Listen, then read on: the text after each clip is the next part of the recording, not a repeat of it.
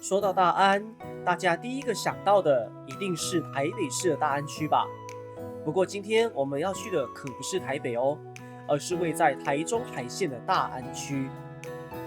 这里没有都市的繁忙节奏，而是辽阔的海岸风光，充满故事的老街，以及在地居民信仰中心和安宫，还有许多人不知道的海岸观景秘境。这一次，我们将要搭乘台中的658路线，一路深入大安，带大家用最轻松的方式探索这一座低调却充满魅力的海线小镇。原本以为是一次普通的公车旅行，没想到沿途的景色跟人文却让我一再感到惊喜。现在就跟着我们一起出发吧！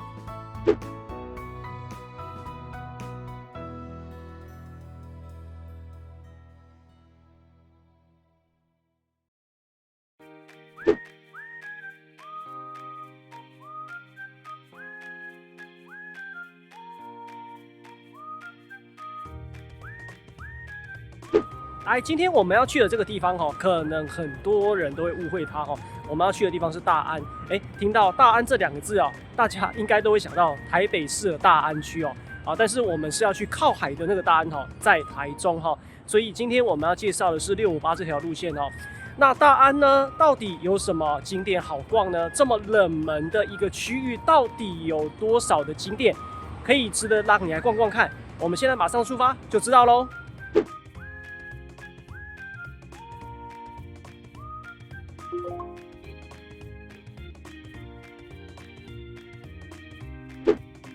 以前大安、大甲还没有快速公车的时候，要前往台中市区，只能先到大甲车站搭巨业客运的台中到大甲的路线，或是搭丰原客运到其他地方再转车，交通相当不方便。后来在地方议员的争取下，658终于在2015年8月1日正式通车。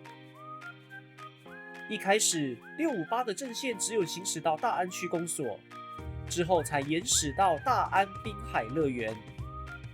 路线从惠文高中出发，沿途会经过台中国家歌剧院、草马，接着行驶台湾大道，再转上国道3号前往大甲、大安，全程大约在90分钟左右。目前是台中大安区最重要的对外交通路线。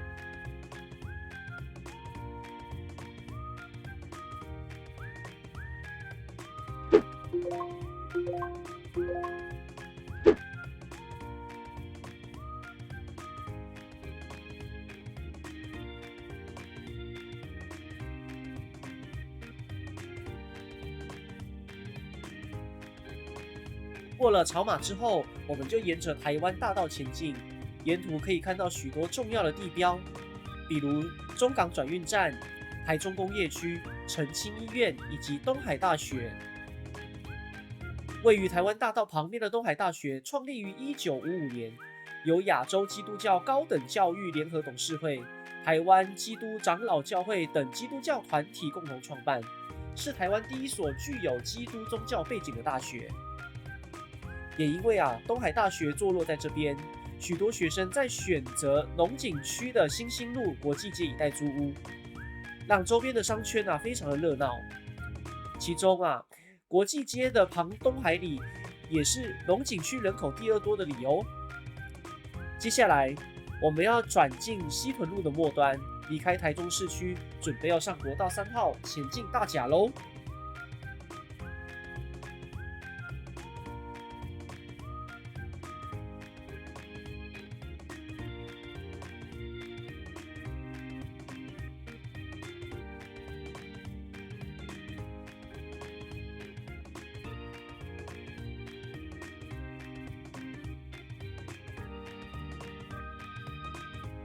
从大甲交流道下来，进入了甲后路，但其实这里还不是大甲哦，而是外埔区。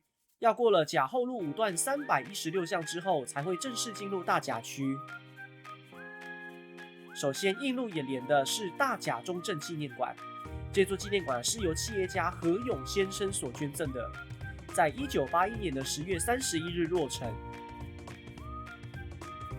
在中正纪念馆里面常常会举办戏剧、音乐、讲座等等的艺文活动，也是大甲、大安、外埔一带的重要的文化中心。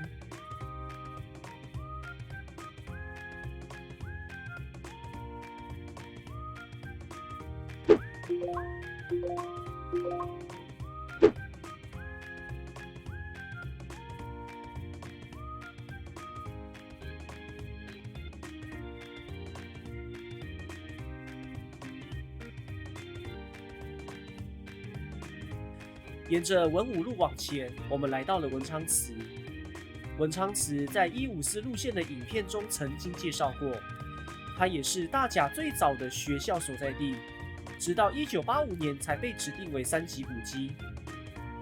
文昌祠采是四合院式的建筑，左侧还有设一间纪念堂，纪念来台任教的志贺哲太郎。修复完成之后，在2003年正式开放参观。如果你想要深入大甲的人文历史，欢迎回去看看154的影片哦。在大甲新安路这边早期是属于市区外围的农村聚落跟坟墓区。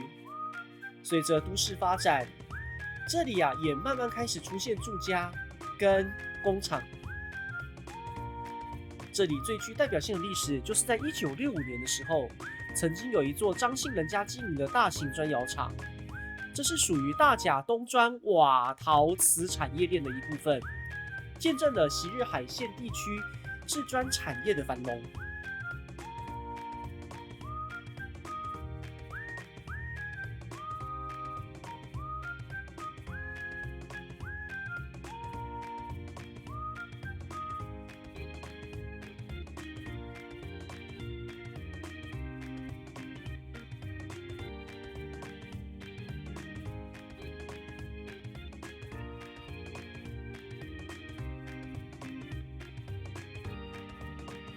我们现在经过的这个地方叫做龟壳里。为什么叫龟壳里呢？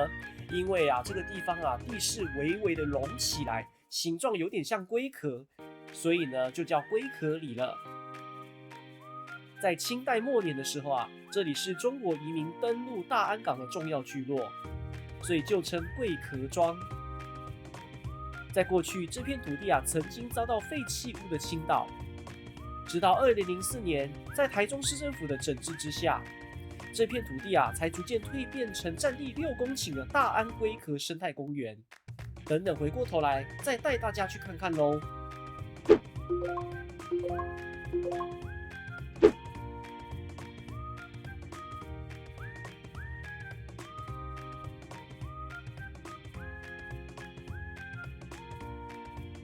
好，各位可以看到在我身后的这个建筑就是妈祖园区那等一下呢，我们就去大安附近这边的景点带大家绕一绕，然后顺便来看一下海线有什么样的风景是好看的哦。我们终于来到大安了，658的终点站就在这里，旁边就是大安滨海乐园的入口，附近也有自行车道。所以我们先租一台 U-Bike 带大家骑一圈吧。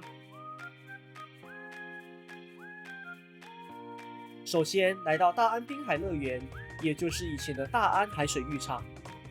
这座海水浴场创立于1923年，曾经是中部相当热门的戏水景点，不过它也曾经一度成为失落的乐园。为什么这么说呢？因为在2001年的时候，因为这里的海水长期受到污染，检测出来的大肠杆菌指数已经超标，再加上经营不善，最终在2006年停止营运。近年来，台中市政府重新整片这片海岸，将原本的海水浴场转型成滨海生态跟水上活动园区，并且设置露营区跟清水设施，让这里重新找回活力。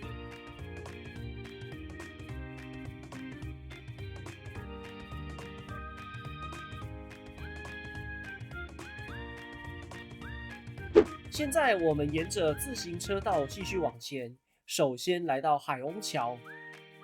海翁其实就是台语对于鲸鱼的称呼，海翁。自从2023年完工之后，这里成了不少人欣赏夕阳拍照打卡的景点。不过，阿汉今天想带大家去另外一个更棒的看海秘境，所以我们继续往前骑吧。大安港旧称海翁窟港，据说曾经这港口附近有许多的鲸鱼聚集在这个地方，而鲸鱼的台语叫做海翁，所以就因此得名了。相传嘉庆皇帝在南巡的时候，船只驶出扬子江之后，突然遭到了狂风暴雨，一度迷失方向。就在所有人惊慌失措的时候，远方突然出现2盏灯火，引导船只顺利的驶入港口。皇帝平安登岸之后，赞叹此地有神明保佑，所以就便说出此乃大吉之地，大安之港。也因此开始流传出大安港这个名称的由来。我们现在来到大安港路里面，以前这一带就是大安海水浴场的旧入口。既然来到海边，当然少不了当地重要的信仰中心，带大家来看看和安宫。和安宫主祀金、吉、尧3府王爷，已经有超过200年的历史。现今这座庙的模样是在1976年的时候重建完成。和安宫这旁边这条不起眼的小巷，其实就是大安海前老街，也就是1206巷。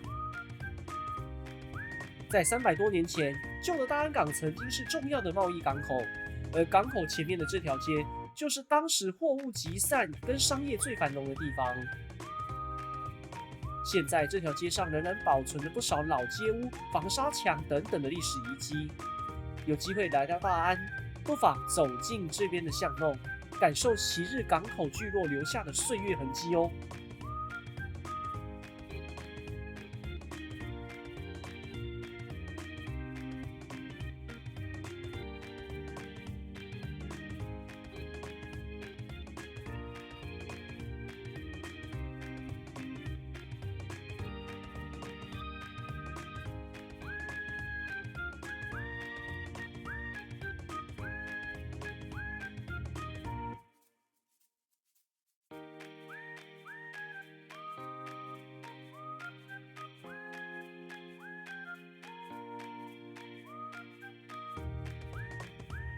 我们来到了温寮渔港，这里是温寮溪的出海口。这座渔港规模不大，因为周边的海岸泥沙淤积有点严重，而且还要配合海潮时间进出，腹地比较小，以及各种条件不利发展，使得温寮渔港发展受限。后来在地方争取清除淤泥，仍然维持基本的捕鱼跟停泊的功能。来到温寮渔港这边，除了出海口的景观可以欣赏，另外一头望向大安中山北路的景观也很漂亮哦。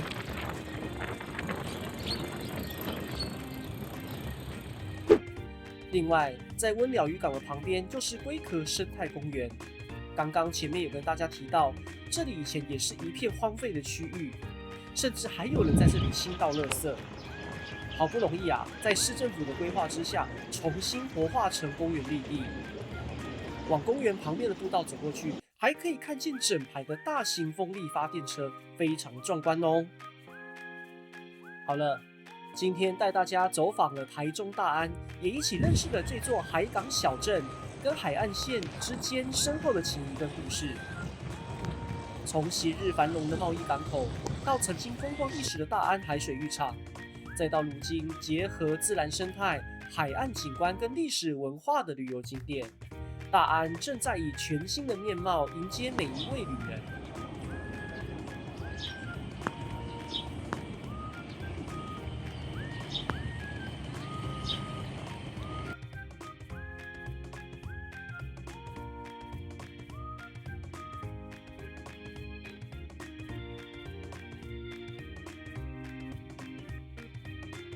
希望今天的内容大家会喜欢。下一集我们就要回到双北地区，继续带大家搭公车旅行。好啦，今天很高兴能够来到大安这边看一下在地的海景还有介绍一些人文历史哦。好，我是阿汉，喜欢我们的频道，欢迎按赞、订阅，并且开启小铃铛哦。拜拜。